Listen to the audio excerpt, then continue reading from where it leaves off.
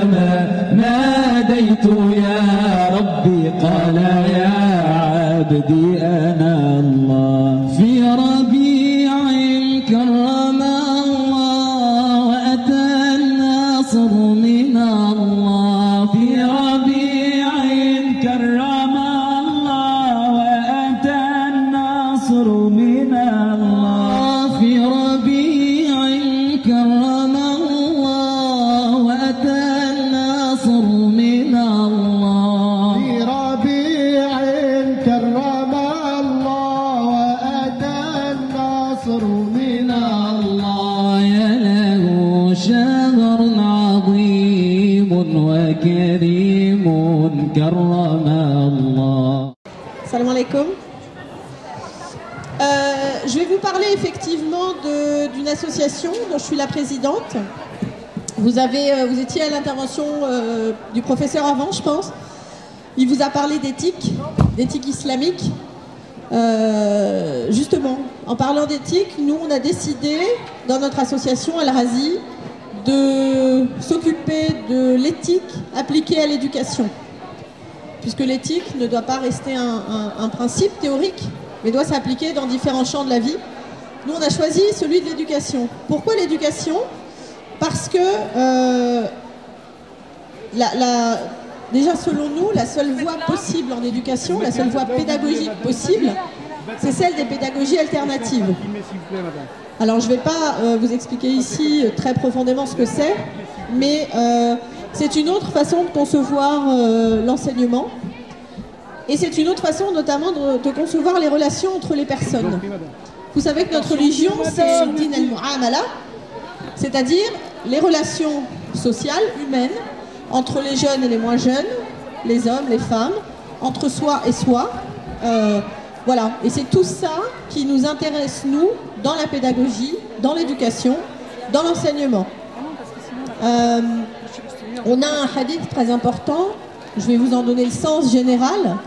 Le prophète sallallahu alayhi wa sallam nous a dit « Je suis venu pour parfaire votre comportement ». Alors pourquoi pour parfaire? Il n'a pas dit « Je suis venu pour vous apprendre, vous inculquer ou vous conseiller un comportement ». Il est venu parfaire quelque chose.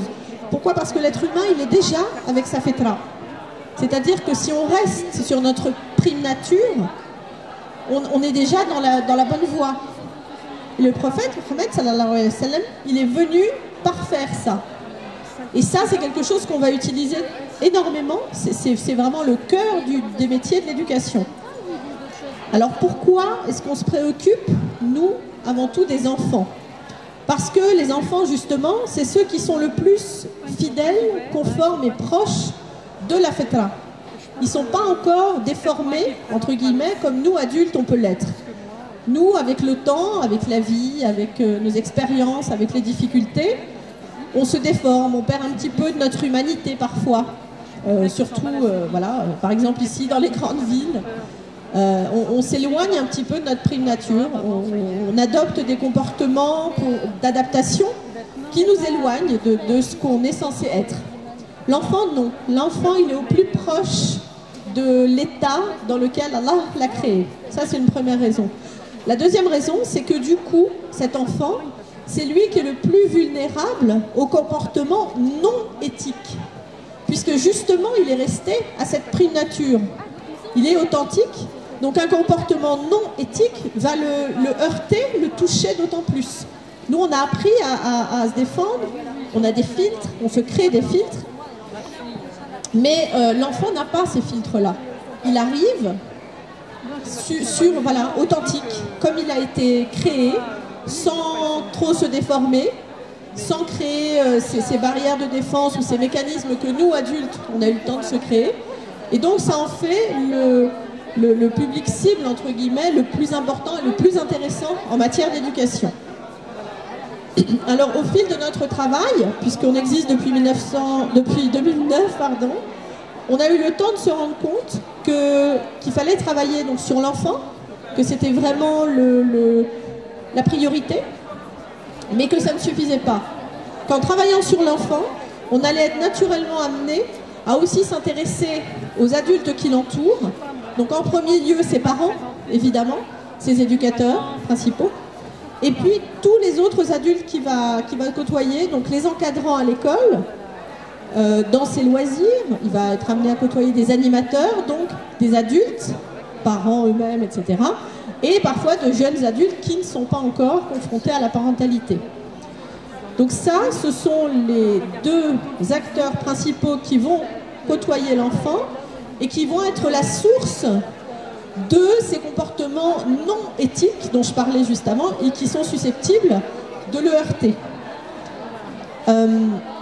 Donc nous, Al-Razi, on a décidé pour toutes ces raisons au départ de lancer un projet d'école primaire privée. C'est une école qui a la particularité d'adopter les pédagogies alternatives, pédagogies différentes, pédagogies nouvelles, il y a plein de façons de les appeler. Pour ceux que ça intéresse, je pourrais les renseigner un petit peu plus là-dessus. Toujours est-il que le principe numéro 1 des pédagogies alternatives, c'est de placer l'enfant au centre des apprentissages. C'est-à-dire que je ne vais pas arriver avec un moule d'enseignement que je vais appliquer indifféremment à tous les enfants.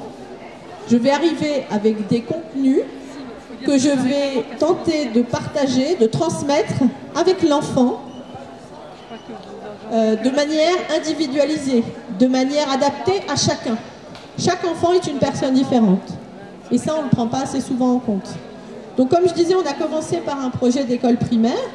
Et puis pour les raisons que je vous ai données juste avant, on s'est rendu compte qu'il ne suffisait pas de s'intéresser à l'école. Le temps scolaire, c'est un temps de sa vie. C'est un tiers de sa vie de l'enfant. Mais il y a aussi le temps des loisirs, le temps passé en famille, d'où notre intérêt aussi pour des séminaires à la parentalité, des cercles pratiques pour les jeunes adultes, ça peut être dans la vision du mariage, ça peut être dans la vision de la parentalité, ça peut être dans la vision de non encore parentalité justement, c'est-à-dire la jeunesse, non encore mariée, etc. Donc il nous semble qu'il faut couvrir tous ces champs-là parce que ça compose un tout et ça compose tous les temps de la vie de l'enfant.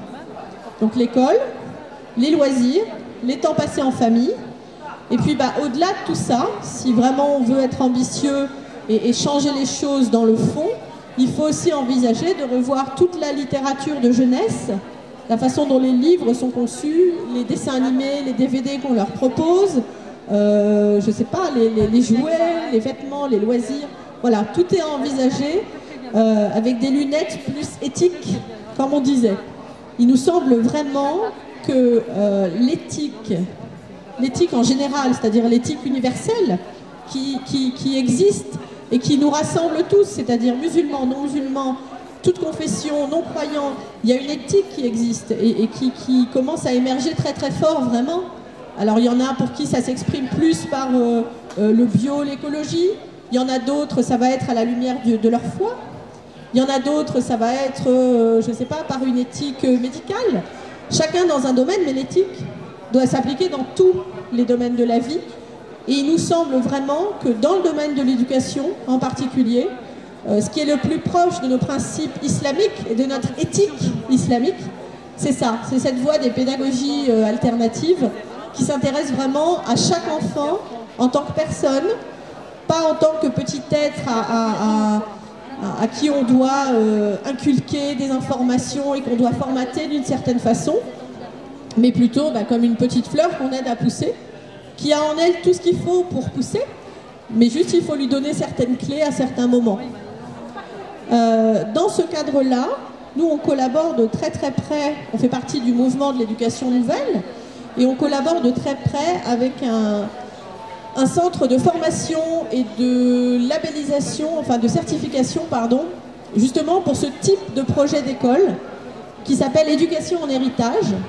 Donc la présidente de cette association, c'est une pédagogue, c'est une enseignante qui est à la pointe en matière de pédagogie alternative, qui a fait un travail de croisement de toutes les pédagogies qui existent. Pour ceux qui connaissent, il y a des grands noms, Montessori, Steiner, Piaget, Freinet, etc. Elle a fait ce travail de prendre le meilleur de toutes, d'y ajouter une touche islamique, même si elle est déjà contenue, à notre avis, dans l'esprit, dans l'essence de ces pédagogies-là. Et donc cette association-là propose une école pilote, une école laboratoire, où elle va mettre en pratique ce qu'elle prône, ce qu'elle défend. Elle propose aussi des formations, on en a déjà dispensé plusieurs en collaboration. Donc des formations pour les porteurs de projets de ce type d'école. Et puis également des séminaires pour les parents, des séminaires pour les jeunes, vraiment des choses concrètes et qui parlent à tous, puisque a priori, tous et toutes, nous sommes amenés à devenir parents, ou en tout cas, à un moment donné de notre vie, éducateur de quelqu'un. Si on est animateur, on est éducateur. Si on est parent, on est éducateur. Si on est enseignant, évidemment, on est éducateur, en plus d'être instructeur. Voilà, donc ce sont des structures qui œuvrent dans ce sens-là. Il y a un réel mouvement et un réel intérêt pour ce mouvement de l'éducation nouvelle. Et nous, ce qu'on souhaite, à moyen voire long terme, c'est vraiment que ça devienne l'évidence et la voie, la seule voie possible finalement, en termes d'éducation. C'est-à-dire que toutes nos écoles de langue arabe, de Coran, les écoles privées, d'enseignement général, etc., il faudrait vraiment qu'elles s'intéressent de près à ça, parce que c'est là, nous pensons vraiment que c'est là qu'on sera au plus proche de nos principes et de ce qui nous est demandé de faire, puisqu'on est des lieutenants sur cette terre et qu'on est censé en assumer la charge correctement. Voilà, donc s'il y en a qui ont des questions, je peux vous donner les coordonnées de notre association, je peux vous renseigner sur les pédagogies nouvelles, etc. J'ai oublié une chose importante, le professeur a dû vous parler du centre du Qatar, juste avant, qui s'intéresse justement à l'éthique et qui a 11 domaines de recherche, parmi lesquels l'éducation. La pédagogue dont je vous parlais fait partie de ce centre et nous-mêmes, Al-Razi, sommes associés à ce centre sur l'éthique et la législation islamique. Donc voilà, il faut vraiment que les musulmans se prennent d'intérêt pour ça. L'éducation est prioritaire et cette éducation en particulier. Il s'agit de l'avenir de nos enfants et donc de l'avenir de la planète et de la société. Je vous remercie et si vous avez des questions, je suis là.